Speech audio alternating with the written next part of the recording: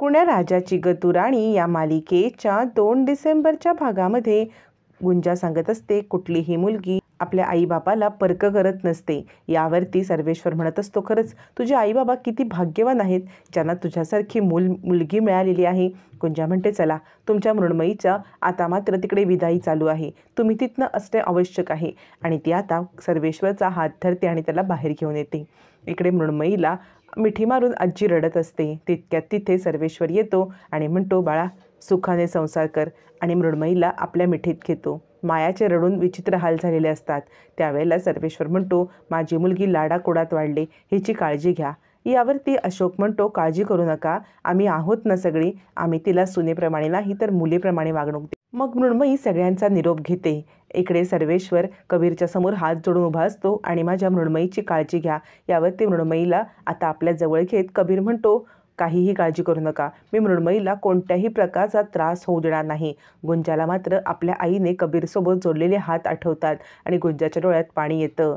सगळेजण खूप भावूक झालेले असतात. कबीर म्हणतो, काळजी करू नका, मृण्मयीला कोणताही त्रास होणार नाही, याची जबाबदारी मी घेतो. मग मृण्मयीला कारमध्ये बसवत कबीर आता आपल्यासोबत घेऊन चाललेला असतो.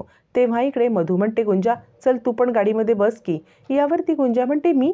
त्यावरती मधू म्हणते, मग हे लग्न ठरवण्यासाठी तू किती त्रास केलास, हे लग्न जुळवून आणण्यासाठी जीवाचं रान केलंस, असं कसं, चल बस गाडीमध्ये, असं म्हणत ती आता गुंजाला गाडीत बसायला सांगते. सगळेजण घरच्या दिशेने यायला निघतात. सगळ्यांचं आता मात्र डोळे भरून आलेले असतात. तोपर्यंत इकडे सत्या आणि बाभळी एका लॉजमध्ये लपून बसलेले असतात. तर सत्याला पोलिसांचा आवाज येतो आणि तो म्हणतो, पोलीस आणि इथे आले, काहीच कळत नाही आहे की पोलीस इथे कसे काय आले.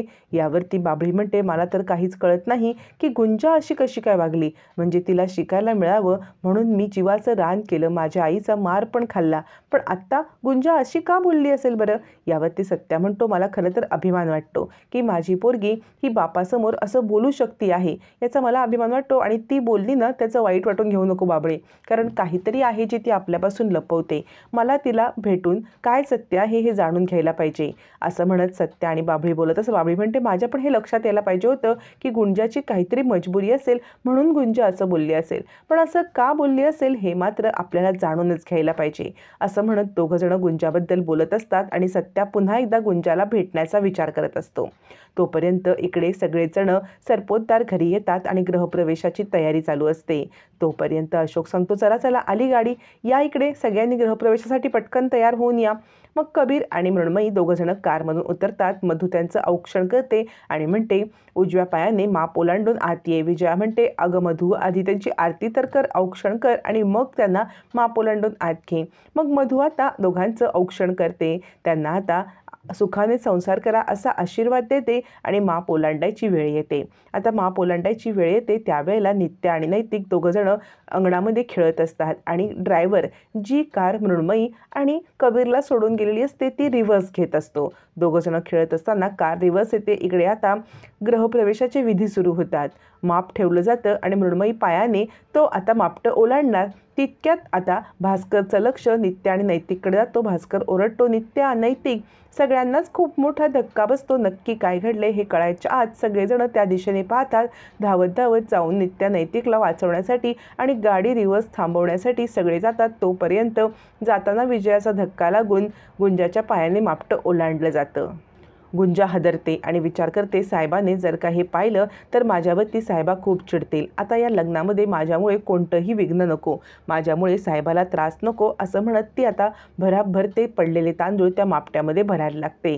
तोपर्यंत इकडे आता सुबोध म्हणतो, काय रे, काय झालं, तुम्ही ठीक आहात ना. सगळेजण नित्या नैतिककडे पाहत असतात. गुंजा मात्र इकडे मापट्यामधले पडलेले तांदूळ त्या मापट्यात ठेवण्यासाठी धडपडत असते. पटापट ते तांदूळ उचलते जेणेकरून घरात कोणी आल्यावरती हे सगळं दिसायला नको. तोपर्यंत अशोक सांगत असतो, शांत व्हा बरं सगळ्यांनी, काही झालं नाही ना नित्या नैतिकला. आणि काय रे, तुला गाडी रिव्हर्स घेताना बघता येत नाही का. ड्रायव्हर म्हणतो, सॉरी, पण ज्यावेळेला मी गाडी रिव्हर्स घेत होतो ना, ही मुलं खाली बसली होती, मला काही दिसलेच नाहीत. यावरती भास्कर म्हणतो, शांत व्हा बरं, कुणाला काही झालं नाही ना, तू निघ. इकडे सुबोध मुलांना ओरडत असतो, काय चाललंय तुमचं? कविता पण मुलांना ओरडत असते. भास्कर म्हणतो, मुलांनी मुद्दाम केलंय का?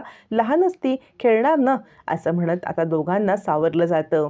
तोपर्यंत गुंजा धावत पळत आता सगळे मापट्यामधले तांदूळ भरत असते. गुंजा तांदूळ भरते आणि आता सगळेजण इकडे विचार करत असतात, चला चला आपल्याला गृहप्रवेशाची विधी करायला पाहिजेत. म्हणून सगळेजण गृहप्रवेशाचे विधी करण्यासाठी त्या दिशेने यायला निघतात. गुंजा आता पाहते आणि घाई गडबडीत सगळे तांदूळ भरते. भरून तांदूळ झाल्यावरती तोपर्यंत सरपोतदार तिकडे येऊन उभे राहतात. गुंजाकडे पाहतात की इतका सगळा इकडे प्रकार झाला, पण गुंजा इथे काय करत होती? गुंजा सगळ्यांकडे पाहते आणि घाबरते. तोपर्यंत तांदूळ सगळे मापट्यात भरून त्याच्यावर सुपारी ठेवून झालेली पण असते आणि मापटं उंबऱ्यात पण असतं. आता मात्र मधू म्हणते, काय ग गुंजा, तू हे मापटं असं धरून का बरं बसलेली आहेस? नक्की झालंय तरी काय? आता गुंजा म्हणते, हे ते मी, आणि गुंजा गडबडते. कबीर हे सगळं पाहत असतो आणि नक्की गुंजाला झाले तरी काय असं कबीर विचार करतो. कविता विचार करते, गुंजा अशी का बसले? मधू म्हणते, काय ग गुंजा, हे मापटं धरून का बसलेस? गुंजाला काय उत्तर द्यावं कळत नसतं. मग सगळे सरपोतदार दारात येतात आणि गुंजाला पुन्हा एकदा मधू विचारते, गुंजा काय झाले? बोल तरी, तू मापटं धरून का बरं बसलेस? गुंजा सांगायला लागते, ते मी असं म्हणत असताना तिच्या मदतीला मृण्मयी येते. मृण्मयी सांगते, मी सांगते की गुंजाने हे मापटं का धरून ठेवलंय. असं म्हणत मृण्मयी आता आपल्या मनातली गोष्ट सांगण्यासाठी पुढे येते. आता मृण्मयी काय सांगणार म्हणून सगळ्यांचे आता मात्र कान आसुसलेले असतात. गुंजा मात्र घाबरलेली असते, कारण आपल्यामुळे पुन्हा एकदा लग्नामध्ये विघ्न येईल असं साहेबाला वाटायला नको. मृण्मयी समोर येते आणि सगळ्यांची समजूत काढण्यासाठी सरसावते. मग मृण्मयीच गृहप्रवेश झालेला असतो. गृहप्रवेश झाल्यावर ती मृण्मयी आता गुंजाच्या जवळ येते आणि गुंजाला सांगते, गुंजा तुझे जितके आभार मानू ना तितके आभार मानायला कमी आहेत. गुंजा म्हणते, माझे आभार? मृण्मयी सांगते, हो तुझे आभार, कारण ना तू मला जे दिलंस ना ते या जगातलं कोणीही देऊ शकत नसतं.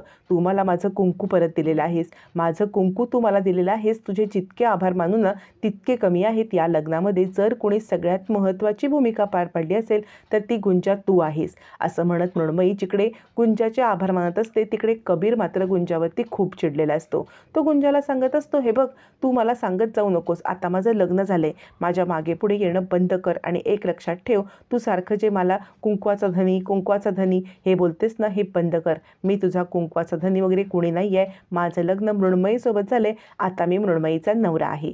असं म्हणत कबीर गुंजाला झिडकारतो. गुंजाला खूप वाईट वाटतं. आता ही मालिका साडं झालेलं आहे.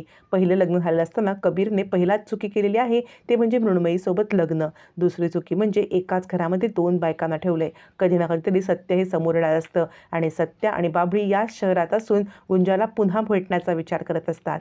या सगळ्या साडतिड्यामध्ये गुंजा कबीरचं लग्न झालंय. गुंजा अजूनही कबीरची बायकोच आहे. या सत्याचा भयानक उलगडा लवकरच मालिकेमध्ये झाल्यावरती मृण्मयी काय रिॲक्शन घेणार हे मात्र पाहणं फारच रंजक ठरणार आहे.